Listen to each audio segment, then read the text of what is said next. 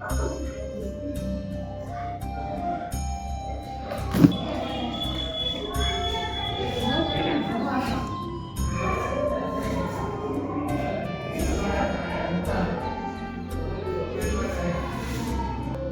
એક નાનો નિર્ણય કોઈકના ઘરનો ચૂલો સળગાવી શકે છે. વિદેશી વસ્તુઓની પાછળ ગાંડા થયા કરતાં સ્વદેશી અપનાવો. દેશ બચાવો, આત્મનિર્ભર ભારત.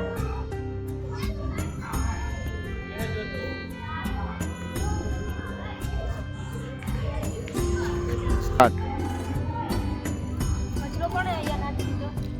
હવે આ કચરો કેમ નાખ્યો અહીંયા? કચરો તો ફેંકવાનો જ હોય ને, એટલે સાફ કરી લેજે. આજ તો તમારી મોટી ભૂલ છે. આપણો કચરો એ આપણે જાતે જ કચરાપેટીમાં નાખવો જોઈએ. આપણો કચરો એ આપણી જિમ્મેદારી. સ્વચ્છ ભારત, શ્રેષ્ઠ ભારત. તો આ વસ્તુ ભારતની છે. દરેક વસ્તુ આપણે લેતી વખતે આપણે વિચારવું જોઈએ શું આ વસ્તુ ભારતની છે. આપણા પૈસા આપણા દેશમાં જ રહેશે તો આપણો દેશ મજબૂત બનશે. સ્થાનિક ખરીદી કરશે તો આપણા ભાઈબંધુઓને રોજગારી મળશે. લોકલ ફોર લોકલ, આત્મનિર્ભર ભારત. અમે ગૃહિણીઓ છીએ, અમે ગૃહ ઉદ્યોગ કરીએ છીએ. જ્યારે ઘરની સ્ત્રી આત્મનિર્ભર બને છે ત્યારે દેશ મજબૂત બને છે. ઉંદરને સીમાડા નડતા નથી. અમે દેશની ગૃહિણીઓ પણ છીએ અને દેશની પ્રગતિના ભાગીદાર પણ છીએ. નારી શક્તિ ભારતની શક્તિ.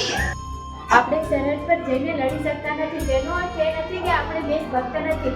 રસ્તા પર કચરો ના ફેંકવો એ આપણી દેશભક્તિ છે. નિયમોનું પાલન કરવું એ આપણી દેશભક્તિ છે. અને એકબીજા પ્રત્યે સન્માન રાખવું એ પ્રજાસત્તાક છે. આ 2026ના આ ગણતંત્ર દિવસ પર આવો ભારતને અંદરથી મજબૂત બનાવી. આ પ્રજાસત્તાક પર્વની સૌને હાર્દિક શુભકામનાઓ. ગઈકાલનું ભારત બીજા ઉપર નિર્ભર હતું.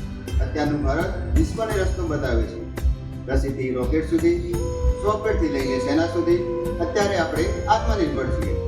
તો 2026નું પ્રજાસત્તાક દિન પર્વે આવો આપણે સાથે મળીને ભારતને વિશ્વગુરુ બનાવવાનું સપના સાકાર કરીએ. સ્વદેશી અપનાવો, દેશને આગળ વધારો. નમસ્કાર સૌને આવી રહેલા 77મા પ્રજાસત્તાક પર્વની શુભેચ્છા.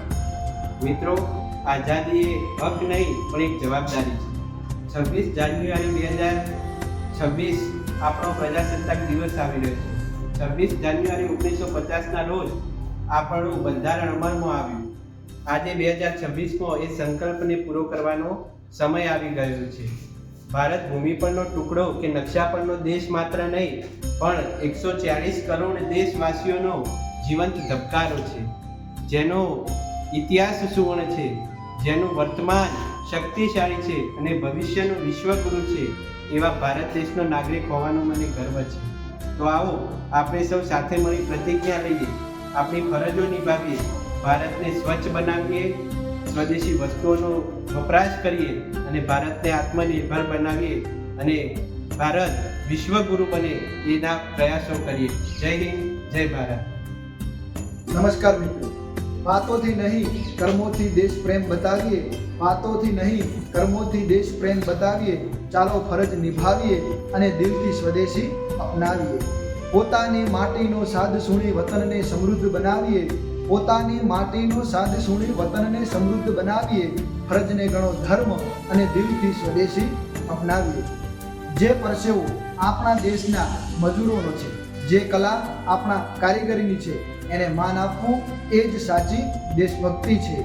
જ્યારે તમે સ્વદેશી વસ્તુઓની ખરીદી કરો છો ત્યારે તમે આપણા ભારત દેશની અર્થવ્યવસ્થાને મજબૂત બનાવો છો.